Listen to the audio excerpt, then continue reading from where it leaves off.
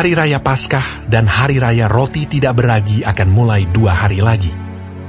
Imam-imam kepala dan ahli-ahli Taurat mencari jalan untuk menangkap dan membunuh Yesus dengan tipu muslihat, sebab mereka berkata, "Jangan pada waktu perayaan, supaya jangan timbul keributan di antara rakyat." Ketika Yesus berada di Betania di rumah Simon si Kusta dan sedang duduk makan, datanglah seorang perempuan membawa suatu buli-buli pualam berisi minyak narwastu murni yang mahal harganya. Setelah dipecahkannya leher buli-buli itu, dicurahkannya minyak itu ke atas kepala Yesus. Ada orang yang menjadi gusar dan berkata seorang kepada yang lain, "Untuk apa pemborosan minyak narwastu ini? Sebab minyak ini dapat dijual 300 dinar lebih, dan uangnya dapat diberikan kepada orang-orang miskin." Lalu mereka memarahi perempuan itu. Tetapi Yesus berkata, "Biarkanlah dia. Mengapa kamu menyusahkan dia? Ia telah melakukan suatu perbuatan yang baik padaku. Karena orang-orang miskin selalu ada padamu, dan kamu dapat menolong mereka bila mana kamu menghendakinya. Tetapi aku tidak akan selalu bersama-sama kamu. Ia telah melakukan apa yang dapat dilakukannya. Tubuhku telah diminyakinya sebagai persiapan untuk penguburanku.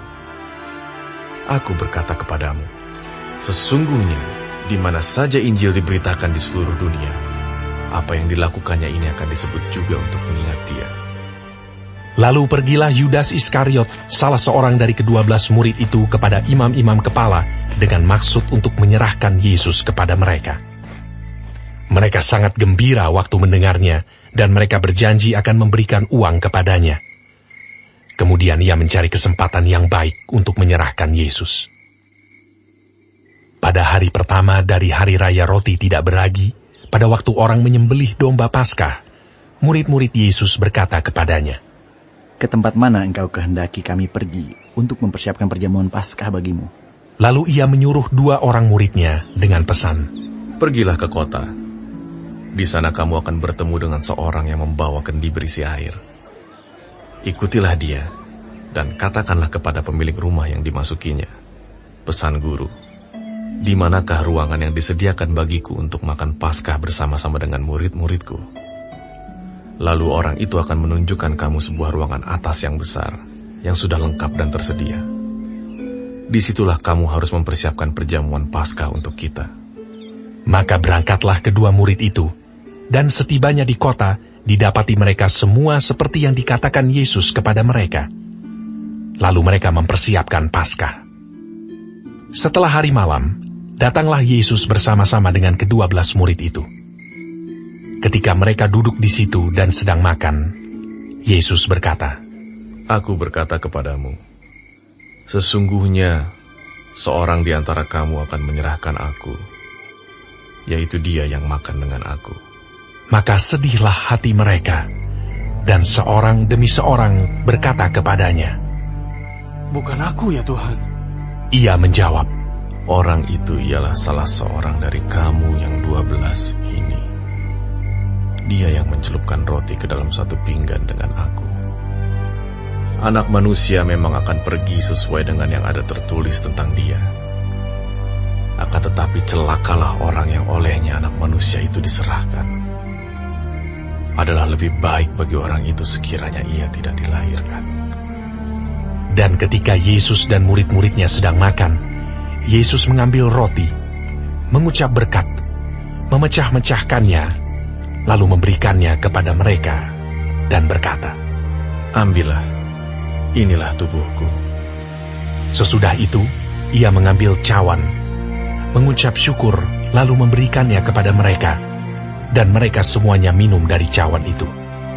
Dan ia berkata kepada mereka, "Inilah darahku, darah perjanjian, yang ditumpahkan bagi banyak orang.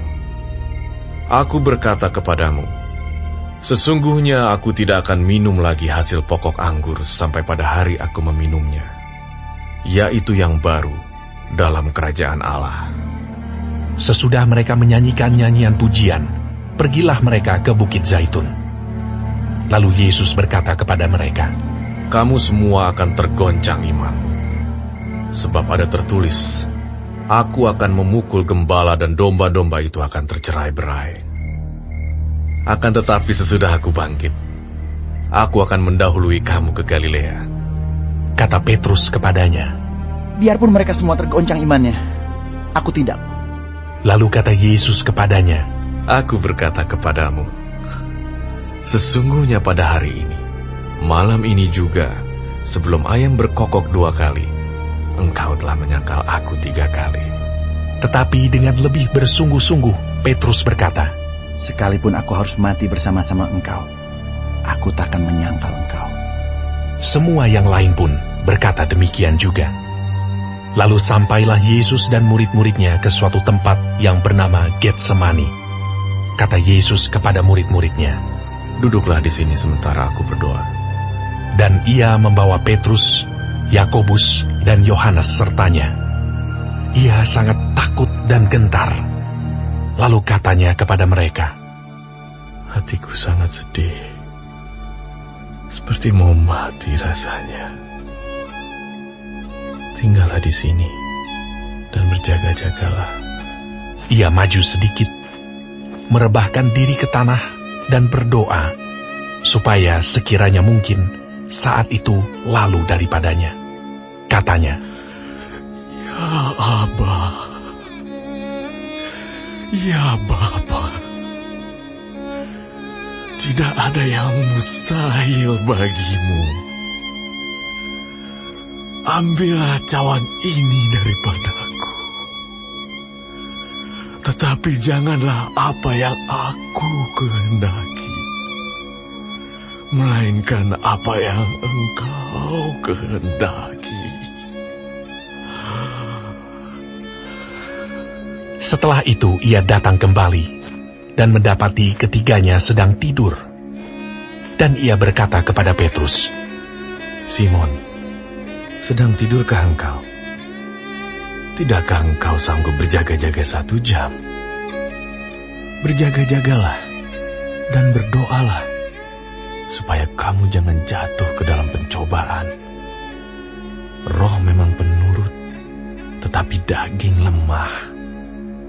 Lalu ia pergi lagi dan mengucapkan doa yang itu juga. Dan ketika ia kembali pula, ia mendapati mereka sedang tidur, sebab mata mereka sudah berat, dan mereka tidak tahu jawab apa yang harus mereka berikan kepadanya. Kemudian ia kembali untuk ketiga kalinya, dan berkata kepada mereka, Tidurlah sekarang, dan istirahatlah. Cukuplah. Saatnya sudah tiba. Lihat, anak manusia diserahkan ke tangan orang-orang berdosa. Bangunlah, marilah kita pergi. Dia yang menyerahkan aku sudah dekat. Waktu Yesus masih berbicara, muncullah Yudas, salah seorang dari ke-12 murid itu, dan bersama-sama dia serombongan orang yang membawa pedang dan pentung, disuruh oleh imam-imam kepala, ahli-ahli Taurat, dan tua-tua. Orang yang menyerahkan dia telah memberitahukan tanda ini kepada mereka. Orang yang akan kucium, itulah dia. Tangkaplah dia, dan bawalah dia dengan selamat. Dan ketika ia sampai di situ, ia segera maju mendapatkan Yesus dan berkata, Rabi. Lalu mencium dia. Maka mereka memegang Yesus dan menangkapnya. Salah seorang dari mereka yang ada di situ menghunus pedangnya, lalu menetakkannya kepada hamba imam besar, sehingga putus telinganya. Kata Yesus kepada mereka, Sangkamu aku ini penyamun, maka kamu datang lengkap dengan pedang dan pentung untuk menangkap aku. Padahal tiap-tiap hari aku ada di tengah-tengah kamu mengajar di bait Allah, dan kamu tidak menangkap aku. Tetapi haruslah digenapi yang tertulis dalam kitab suci. Lalu semua murid itu meninggalkan dia dan melarikan diri. Ada seorang muda yang pada waktu itu hanya memakai sehelai kain lenan untuk menutup badannya mengikuti dia. Mereka hendak menangkapnya, tetapi ia melepaskan kainnya dan lari dengan telanjang. Kemudian Yesus dibawa menghadap imam besar. Lalu semua imam kepala, tua-tua dan ahli Taurat berkumpul di situ. Dan Petrus mengikuti dia dari jauh sampai ke dalam halaman imam besar, Dan di sana ia duduk di antara pengawal-pengawal sambil berdiam dekat api. Imam-imam kepala, malah seluruh mahkamah agama mencari kesaksian terhadap Yesus supaya ia dapat dihukum mati. Tetapi mereka tidak memperolehnya. Banyak juga orang yang mengucapkan kesaksian palsu terhadap dia, tetapi kesaksian-kesaksian itu tidak sesuai yang satu dengan yang lain. Lalu beberapa orang naik saksi melawan dia dengan tuduhan palsu ini. Kami sudah mendengar orang ini berkata, "Aku akan merubuhkan bait suci buatan tangan manusia ini, dan dalam 3 hari akan kudirikan yang lain, yang bukan buatan tangan manusia." Dalam hal ini pun, kesaksian mereka tidak sesuai yang satu dengan yang lain. Maka imam besar bangkit berdiri di tengah-tengah sidang dan bertanya kepada Yesus, katanya, "Tidakkah engkau memberi jawab atas tuduhan-tuduhan saksi-saksi ini terhadap engkau?" Tetapi ia tetap diam dan tidak menjawab apa-apa. Imam besar itu bertanya kepadanya sekali lagi, katanya, "Apakah engkau Mesias, anak dari yang terpuji?" Jawab Yesus, Akulah dia, dan kamu akan melihat anak manusia duduk di sebelah kanan yang maha kuasa, dan datang di tengah-tengah awan-awan di langit. Maka imam besar itu mengoyakkan pakaiannya dan berkata, "Untuk apa kita perlu saksi lagi? Kamu sudah mendengar hujatnya terhadap Allah. Bagaimana pendapat kamu?" Lalu dengan suara bulat mereka memutuskan bahwa dia harus dihukum mati. Lalu mulailah beberapa orang meludahi dia dan menutupi mukanya dan meninjunya sambil berkata kepadanya, "Hai Nabi, cobalah terka." Malah para pengawal pun memukul dia. Pada waktu itu Petrus masih ada di bawah, di halaman.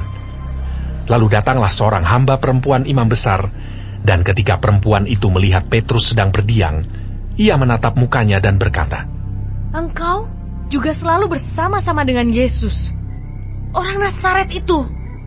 Tetapi ia menyangkalnya dan berkata, Aku tidak tahu dan tidak mengerti apa yang kau maksud. Lalu ia pergi ke serambi muka, dan berkokoklah ayam. Ketika hamba perempuan itu melihat Petrus lagi, berkatalah ia pula kepada orang-orang yang ada di situ, "Orang ini adalah salah seorang dari mereka." Tetapi Petrus menyangkalnya pula. Tidak lama kemudian orang-orang yang ada di situ berkata juga kepada Petrus, "Engkau ini pasti salah seorang dari mereka, apalagi engkau seorang Galilea." Maka mulailah Petrus mengutuk dan bersumpah, Aku tidak kenal orang yang kamu sebut-sebut ini. Dan pada saat itu berkokoklah ayam untuk kedua kalinya. Maka teringatlah Petrus bahwa Yesus telah berkata kepadanya, Sebelum ayam berkokok 2 kali, engkau telah menyangkal aku 3 kali. Lalu menangislah ia terseduh-seduh.